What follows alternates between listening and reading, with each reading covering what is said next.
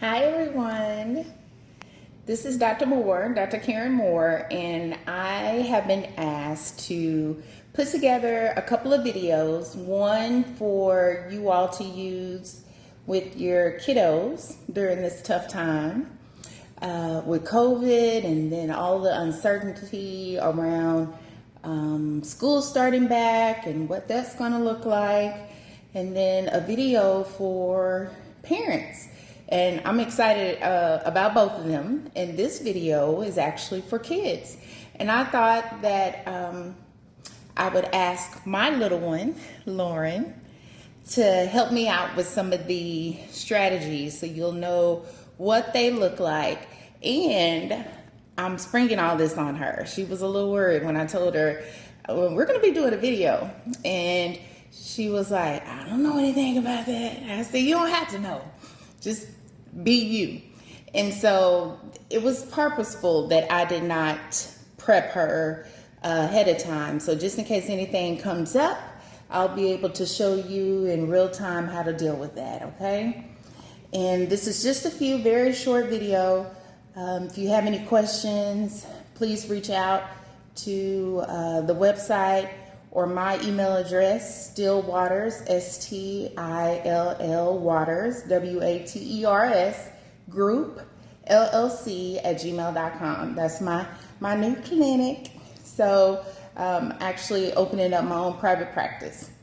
So these are actually some of the strategies that I use with kids. My daughter's 8 and a little bit younger, and all the way up probably I do some kind of modified version for the high school kids, and I'll talk about that too as we go along. So the first strategy, my baby sometimes gets anxious. I don't know if your kiddos get anxious about certain things, or even if they just get anxious starting with all this COVID and what's going to happen when they go back to school and things like that. So we'll deal with some, how to deal with some anxiety. We'll start with the stop method. So can you tell individuals kind of what you are worried about when going back to school? Just a little bit. Just say one or two things. Well, the sickness. Right. And the classrooms aren't even that big. Right. So social distancing. And some kids their parents can't even afford a mask or anything to keep them safe. All that matters is that we have a roof over our head, and that I'm grateful that what I have. Okay. See my baby doing the whole, okay. We digressed a little bit, but hey man, this is it. I'm blessed. I really am. So all those thoughts, you know how they just kind of like a snowball. You know how you roll, say, imagine throwing a snowball down a hill, right? Rolling it, it gets bigger and bigger and bigger and bigger, and all of a sudden, if you're at the bottom of the hill and someone rolls a snowball down, are you gonna be able to catch it? No. It's gonna blow you over. That's kind of what anxiety does, those thoughts, right? So in your head, when they start snowballing like that, I need you to yell, stop! I wouldn't do it out loud because people are gonna stop for real. They're gonna be like, what is wrong with that little girl?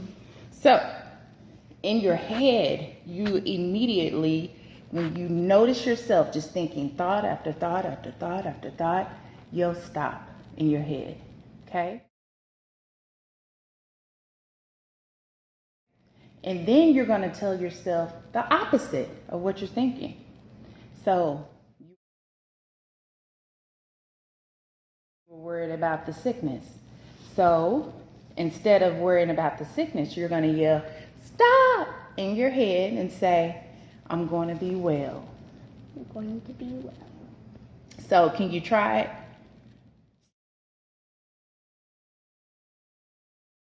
So start thinking, and then instead of yelling stop, you're going to go like this to let us know you said it up here, and then tell us a positive thought.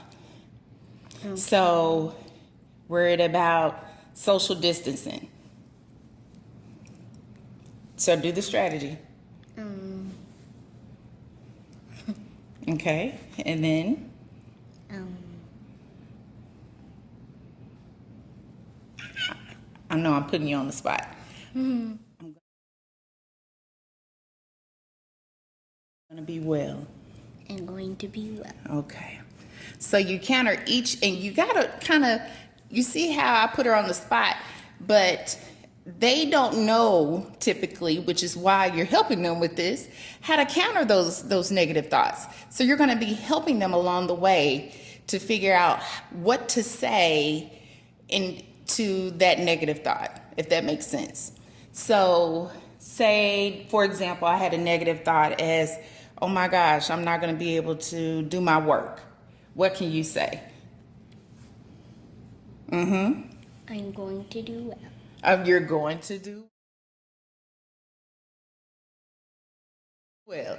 See, and then they'll get used to doing the countering. So the stop method, where they stop the snowballing in their head, and then they'll counter it with a positive thought. The next one is talking about the circle of control. So what I actually do is have her draw, I would have her draw two circles, one large circle and then one circle in the middle. Yeah. And And then I think you would read a book and then you would write one. you're talking about a writing exercise, Lauren Elizabeth. No.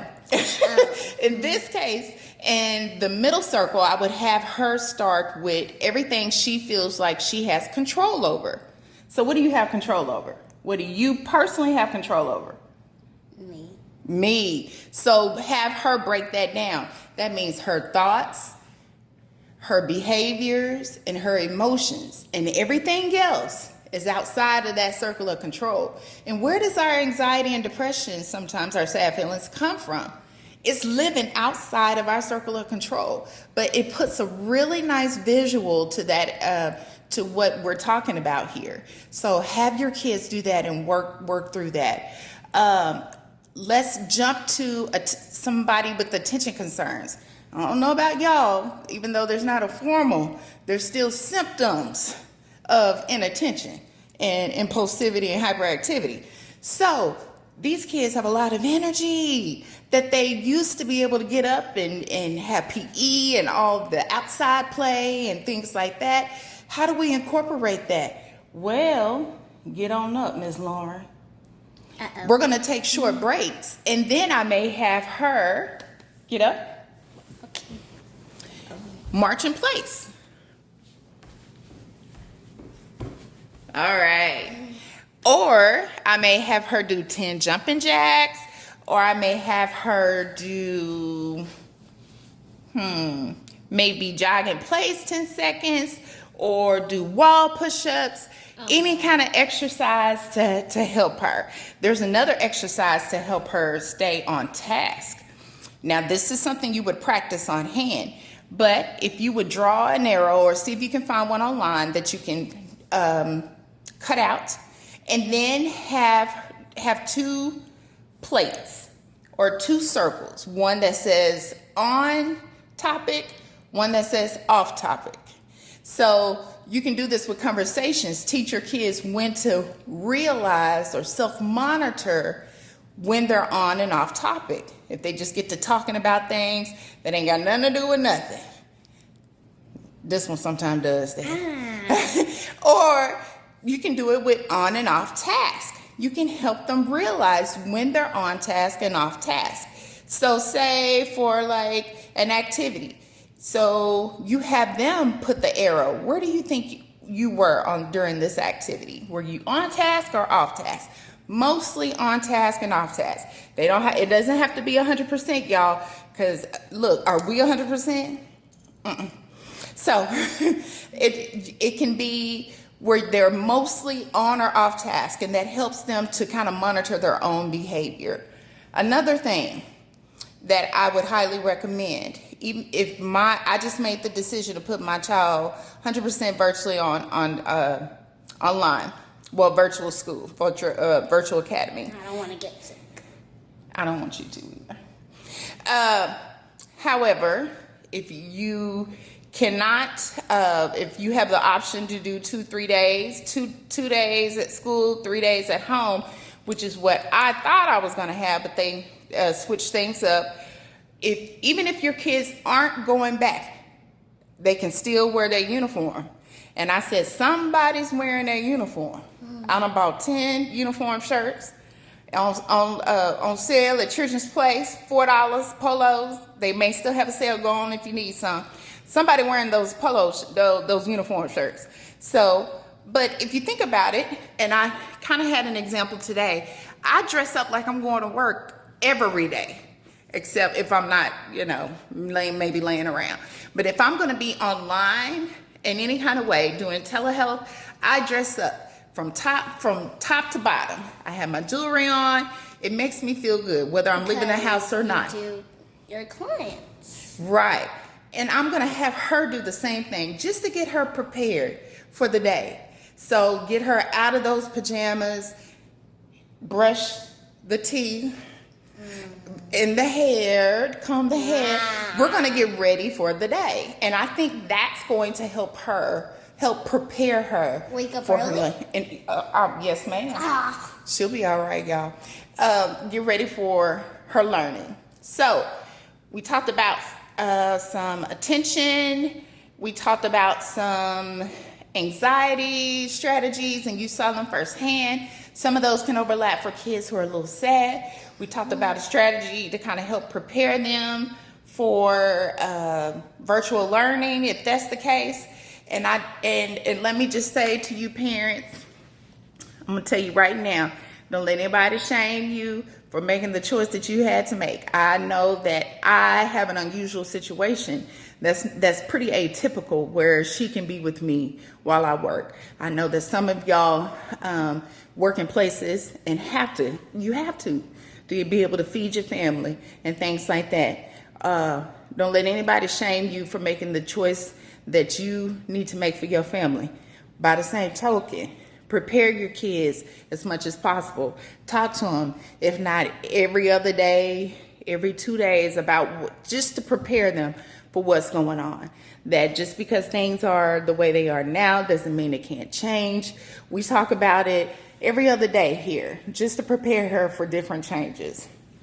I encourage you to talk to your kids and be as open as you can about and helping them to be flexible about what could or may not transpire what could or could not transpire in the future. You're doing the best you can. I'm proud of you. Keep your chin up, and check back for strategies for you in a little bit. Bye.